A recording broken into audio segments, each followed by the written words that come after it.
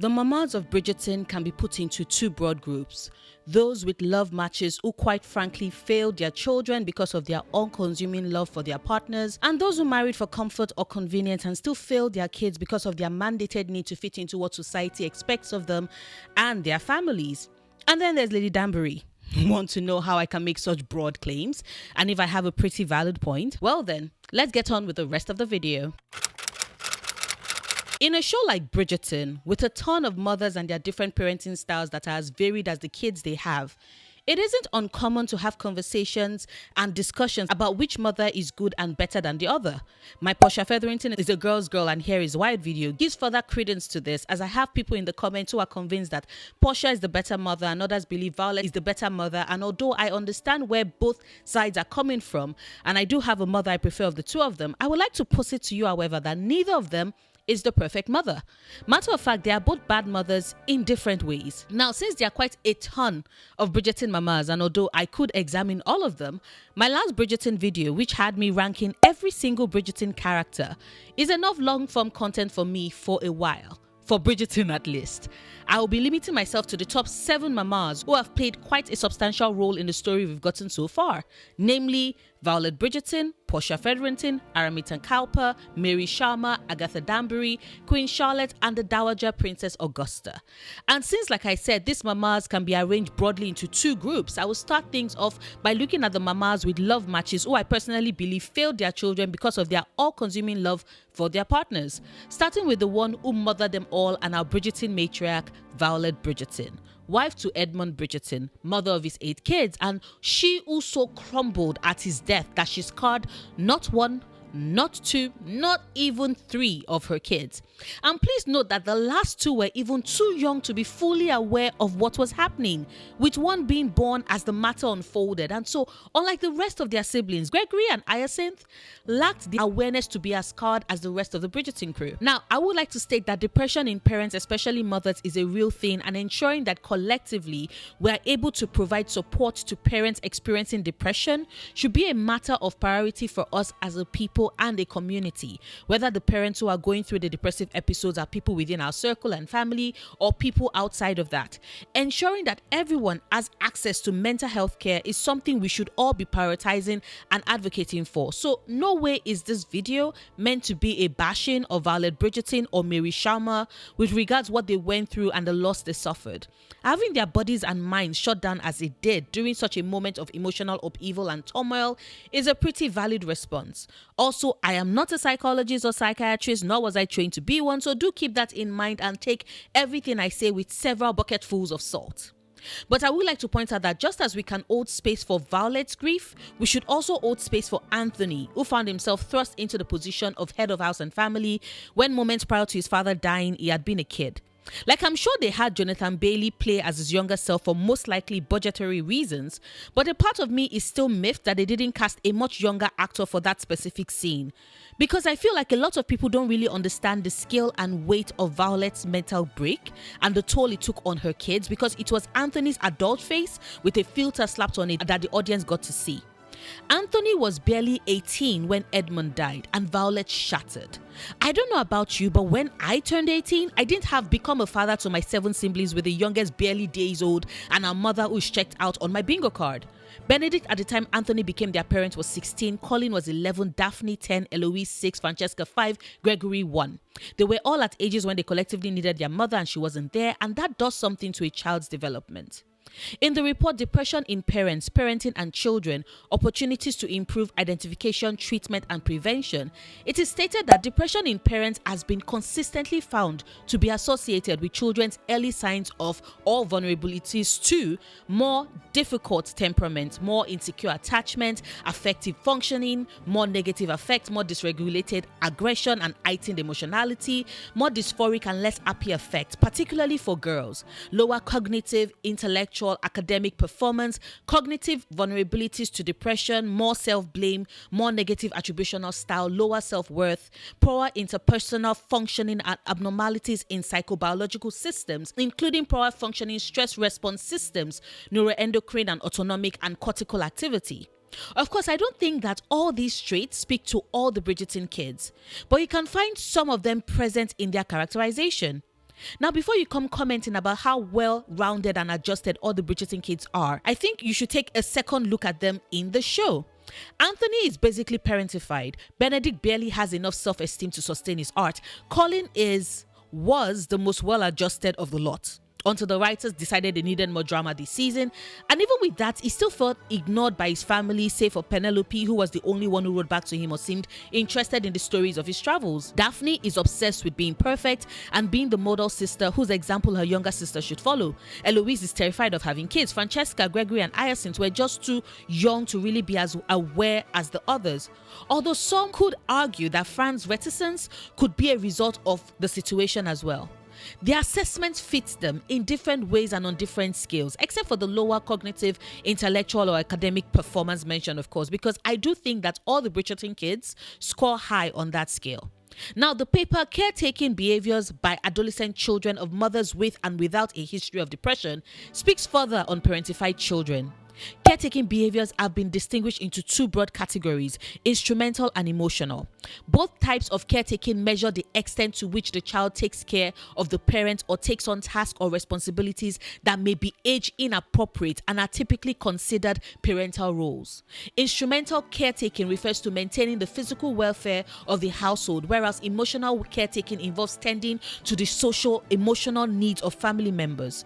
On one hand, instrumental caretaking includes taking on household responsibilities such as being responsible for siblings or other family members, cleaning, doing dishes, preparing meals, or carrying out parental roles during an observed interaction in the laboratory. Emotional caretaking, on the other hand, focuses on how much the child assumes responsibility for the emotional needs of the parent or takes on the emotional burden of a parent's problem.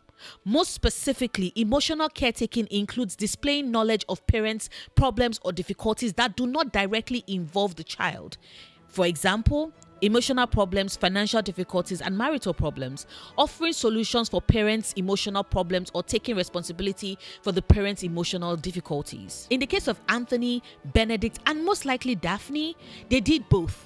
Instrumental caretaking because someone had to oversee the day-to-day affairs of caring for their siblings whilst looking after their mother, who wasn't taking care of herself either. Like, let's be real, it is an immense pressure and an utterly unfair one to have Anthony have to make the decision on who he should choose to die, his mother or his sister. No child should be forced to make that decision, especially not with Violet screaming at him. And she's quite justified to do so, by the way. She was going through a very painful and emotional labor. That Edmund would make the right choice. But Edmund is dead, and Anthony is the one present who has to make that decision, terrified and confused out of his mind. Anthony also lost his father with that bee sting, and in her grief, Violet forgot that. I personally believe that the shot of her looking at her kids and then turning from them to hold her dead husband in her arms and wail at the loss whilst telling Anthony to go to his siblings was a purposeful one. I think that scene was to show us that in that particular moment, Violet chose her grief as a widow over her responsibilities as a mother. And that is something that both us as a fandom and Violet herself have to live with and realize. The Violet Bridgerton we meet in season 1, who is ready to help Daphne come out, is one who has healed 11 years after the fact, but we cannot assume or mistakenly believe that her children don't still bear those scars. We don't really see it shown yet in the show, but Gregory does admit in the books that he saw Anthony as more of his father than his brother, and Hyacinth says she saw Kate more as a mother. It says a lot that Hyacinth believes that Kate was more of a mother figure to her than the mother who birthed her, but at the same time, are we surprised? For the larger part of hers, Gregory's, and to some extent Francesca's childhood, their mother wasn't there. And maybe that explains a bit of the tension between her and Francesca in season 3. Violet wants a devastating love for her daughter, and Francesca wants a more companionable love, one that is quiet and soothing and markedly different from what her mother experienced with her father. And it could be read that her desire for that quiet and calm might hint at a traumatic response similar to Anthony's, who decided that he doesn't want a love that would so devastate his wife should he die, the way he did his mother. I'm going to avoid going into spoilers for Fran's stories for those who don't know how it plays out for her, but it is possible that that's something that Fran has in her subconscious. That a love that is too much, too consuming and too devastating is too much for her. And because Violet has always been a mother who has centered her love, her versions of it, and the devastation that it has brought her, but which she finds very rewarding, she cannot compute why her daughter wants something different. Because to Violet, it is not love if it isn't all-consuming. And the third season was set to show her that she needs to step beyond herself and her wants and perceived notions to what her children actually need. And I think this is advice that Violet would have benefited from hearing 11 years prior. Maybe it would have kept her from utterly failing her children. Except that she most likely wouldn't have listened with the grief she was processing at that point. And honestly, the same can basically be said for Mary Sharma as well. Just as Violet, she too had an all-consuming love for Kate and Edwina's father. But she was working under even worse conditions than Violet, which I think is often missed out when people talk about Mary Sharma. Sure, she too shattered at her loss, so much so that Kate had to step in and become the head of her house when the adult in the family couldn't hold that role anymore. But unlike Violet, who had a bit more support as she was going through her grief, Mary Sharma had no one. She had left her family and the only life she knew behind to run away with her tradesman husband. She was the daughter of an earl, used to the life of being a member of the landed gentry with the servants and the support that often accompanies having such class status. But in India, and I still haven't forgotten or forgiven Bridgerton for the absolute mess of a world that they gave us, because in what capacity does India connect with Britain in this their racism has been waved away way? Is racism gone and colonialism still a thing? Is India still a colony of Britain at this point? Did Kate's father basically hook up with one of the colonizers and bring her back to his country as his bride? Like, I have questions. But this isn't the video for that discussion. So back to Mary Sharma and the fact that she didn't have that support in India. There weren't servants or parents or family outside of Kate and Edwina, who was practically a baby by this point, and so therefore Mary's loss was even more devastating to me personally than Violet. Because I can definitely see her grieving how on earth she's meant to survive losing her husband in this country that is still so unfamiliar to her, with nobody to help her and two young children that she's meant to care for. And that's where Mary fails at being a good mother for me in that situation.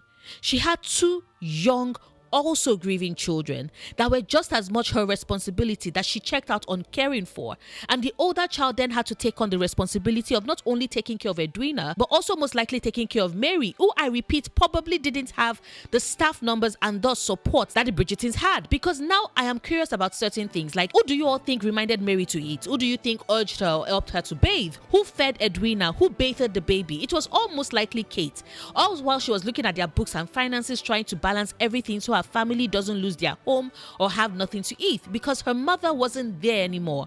Kate had to do all the caretaking, instrumental and emotional, and that unfortunately is a failing on Mary's part as a mother.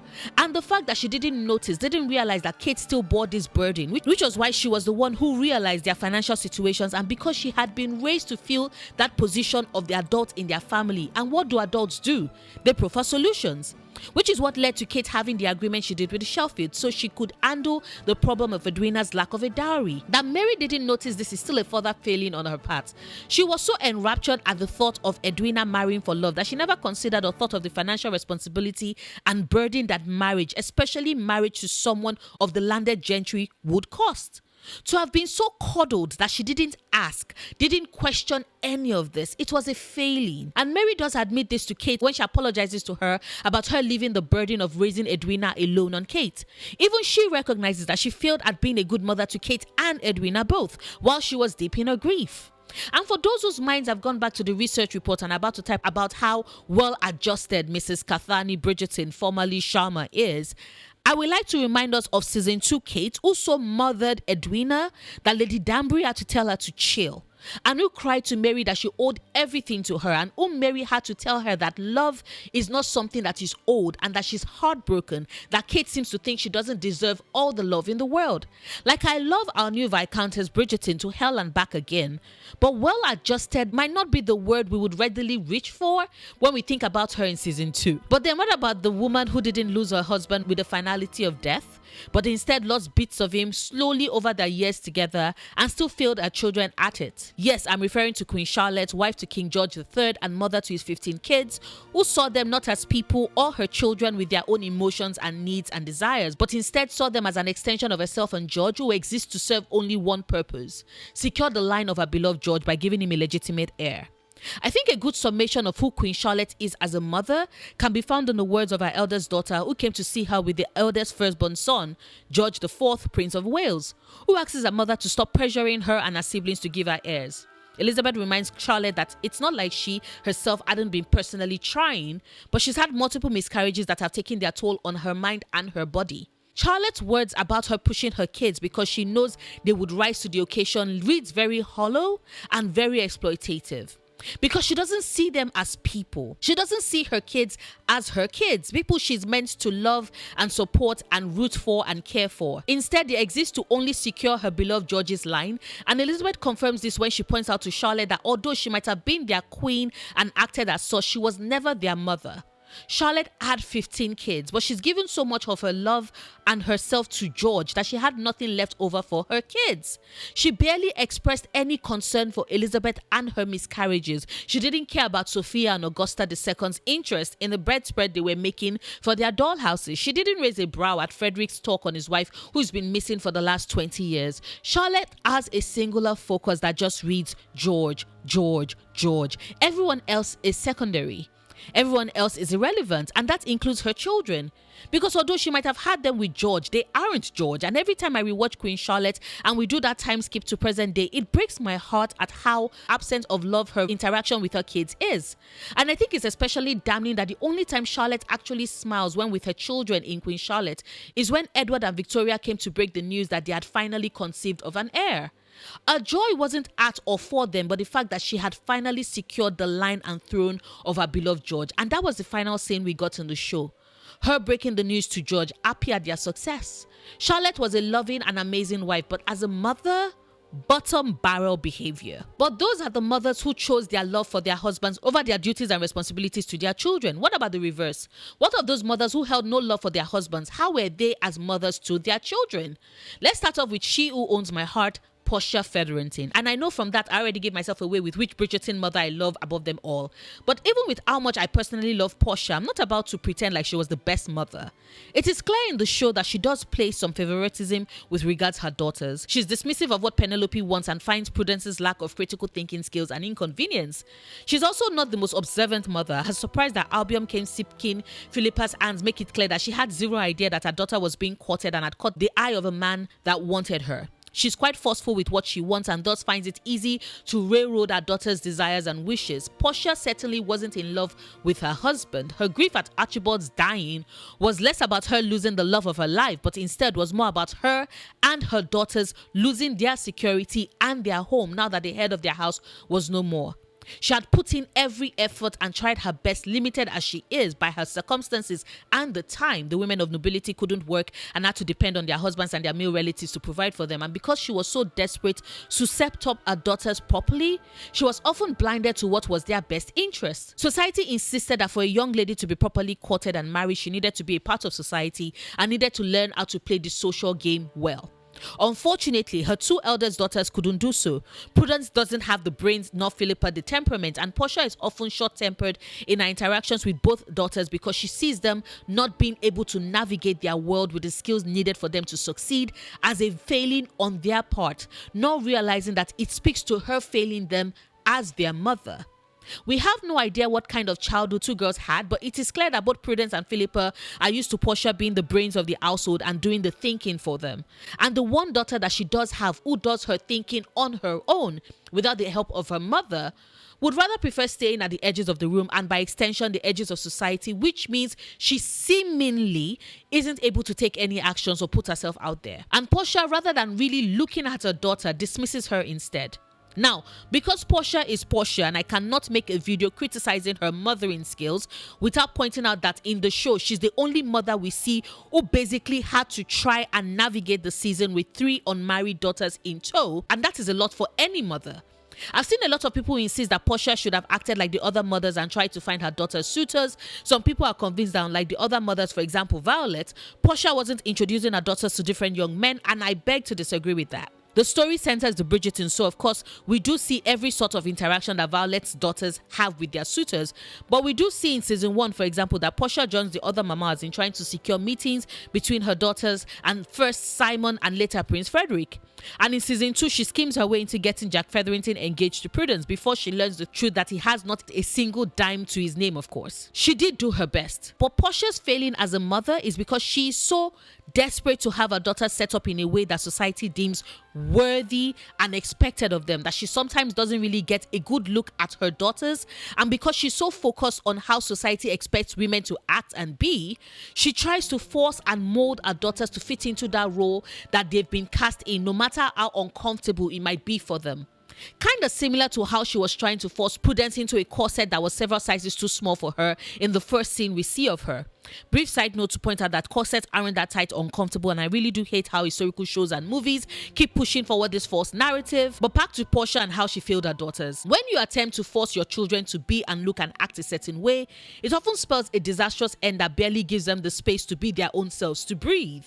And Portia Featherington used to show us that in the story. Like Penelope asks her in that corset scene, "Is she allowed to breathe, Mama?" To which Portia basically responds with a no. But her daughters need to breathe, and it is in letting them do so, be their own person and selves, that they find their matches. Philippa with the beautiful sweet man that is Albion Finch, Prudence with Harry Dankworth, whom worships at her feet and answers her every need, and Penelope with Colin Bridgerton, who she's loved and is the season's catch. Portia might have always had her daughter's interests at heart, but she needed to realize that scheming and trying to force her daughters to be something they aren't isn't going to get the results she wants, and instead places such a heavy burden on them that it affects Penelope's self-esteem and her perception of her self-worth, and makes Prudence so jealous at their mother paying so much attention to Penelope that it baffles everyone. In that regard, she failed as a mother. And yet someone who failed her daughter even harder as a mother was Araminta Cowper. The first time we meet Cressida Cowper, she's been absolutely horrid to Penelope moments before Pen is rescued by Colin. And I personally found it interesting because up until that point, I legit thought that the Cowpers and Featheringtons might have been at most family friends and at the very worst, friendly. Because Araminta was with Portia when Marina was introduced and was with Portia when they were at Lady Danbury's season opening ball, and they could see all the gentlemen flocking towards Marina. Cressida's interaction with Penelope, however, immediately made me reassess that entire introduction to Araminta, because a daughter that horrid and that driven by competition is often bred, not simply born. And this is confirmed through the seasons. Cressida is shown consistently as being jealous and vindictive, surrounded by other girls that aren't truly her friends, and the one time she does start to make a true friend, Lord Cowper forbids Cressida from associating with Eloise. When we draw the comparisons between Cressida and her mother, we see similarities that goes beyond them just merely looking physically alike. Lady Cowper is also surrounded by other women, but she doesn't interact with them like they are friends. They merely exist for her to gossip with them and for them to all scheme all season long. When Cressida gets the chance to impersonate Lady Whistledown, Araminta uses it as an opportunity to get her revenge and cast aspersions on the character of Violet Bridgerton, who she's always been jealous of. Indeed, Cressida is quite like her mother, and one could say that one of the ways that Araminta failed Cressida, by raising her to be so mean and jealous and petty and self-absorbed, didn't serve her daughter in any regards. And yet one can say that Araminta was working with what she knew and was trying in her own way to mold Cressida into someone who would succeed and thrive in their society by giving her the tools and weapons and lessons that she herself had to learn in their society. When Cressida asked her why she would write that about the Bridgertons, especially because Eloise was her first ever true friend, Araminta reminded her that in their society, every woman existed for herself. And that was a lesson that Cressida needed to always remember. And she drove that lesson further home when she allowed for Cressida to be taken away by Lord Cowper's sister, Joanna.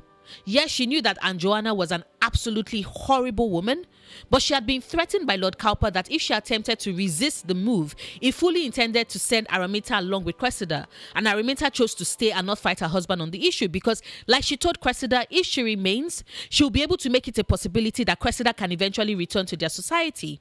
Maintaining a connection with their society was more important to her. In Araminta's defense, I do believe that what Lord Cowper did to both her and Cressida is financial abuse, by cutting off any other chances that they could have had to make their own decision if it doesn't align with what it is that he wants, by virtue of him having all the money and them being noble women having to depend on him as husband in Araminta's case and father in Cressida's. He was being financially abusive.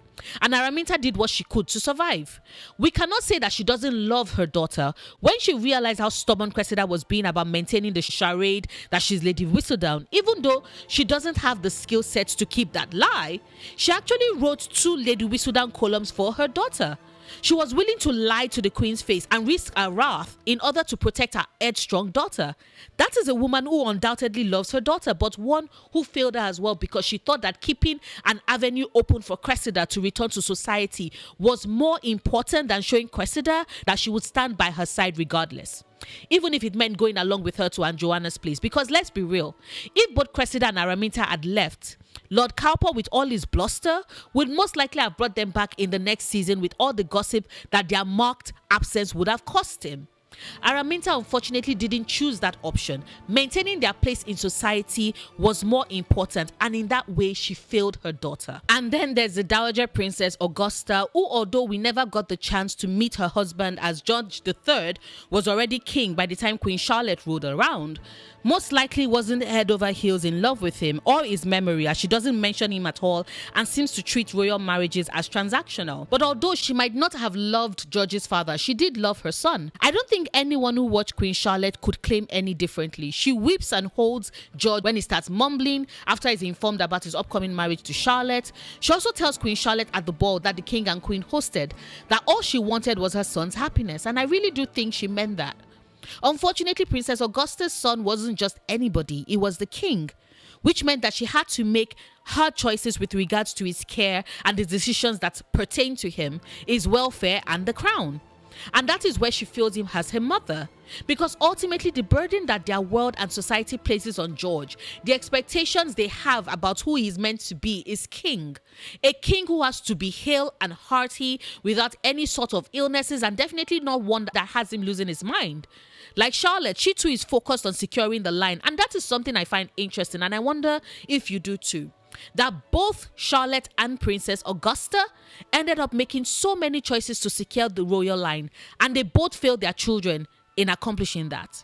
Now, I'm not going to lay the blame of the abuse that Dr. Monroe meted out on George in the name of curing him at the feet of Princess Augusta. Yes, she was desperate to have her son cured and called on all the royal physicians to hear their suggestions on possible cures and chose Dr. Monroe, but remember at this point, she thought he was only going to use talking as a method to cure her son. That the man got off of being able to physically and emotionally and mentally abuse a king is all on him. But I do think that her not being able to listen to her son and really hear him and what he wants is a failing on her part.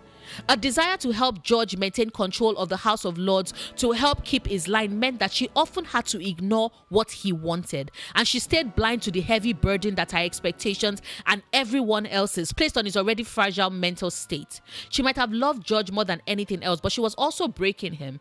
And if not for Charlotte showing him that him being ill doesn't make him less deserving of love and care, she might have completely broken him with her desire to see him well and being the king that everyone else wanted to see. She failed him in that regard. And finally, there's Lady Agatha Danbury, who the show has done such a terrible job of showing her as a mother in any true sense of word that for the first 2 seasons, people would have argued that she isn't a mother. And then we get to see her be a mother briefly to Dominic Danbury, and then after that, crickets.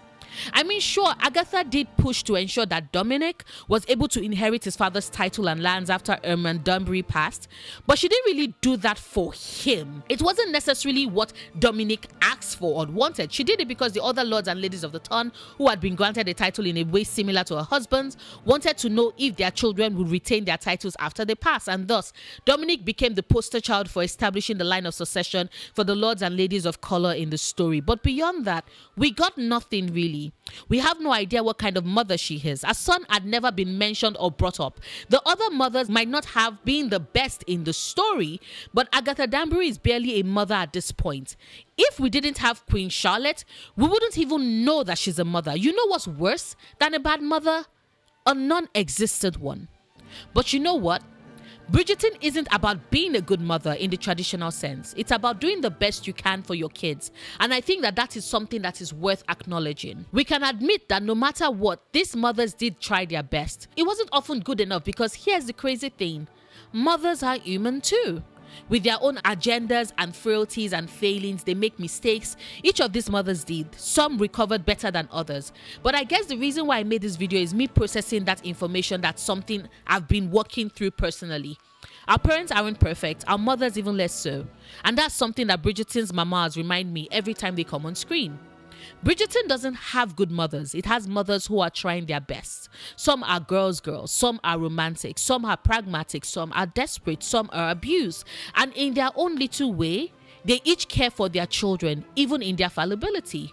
Do you agree or disagree with my thoughts? Let me know in the comments. If you enjoyed what I had to say, then consider hitting the like button. Subscribe if you want to. Share if you think others need to hear what I have to say. It all helps support my channel and encourages me to continue making new content. Speaking of support, a huge thank you to my patrons. You all give me all the encouragement to keep going. Thank you. If you'd like to support me on Patreon as well, the link to do so is in the description box. I make new videos 3 times a week. Mondays are for anime manga content, Wednesdays are for movies and TV shows, and Fridays are for anything I want really. New videos drop at 5 p.m. EST on upload days.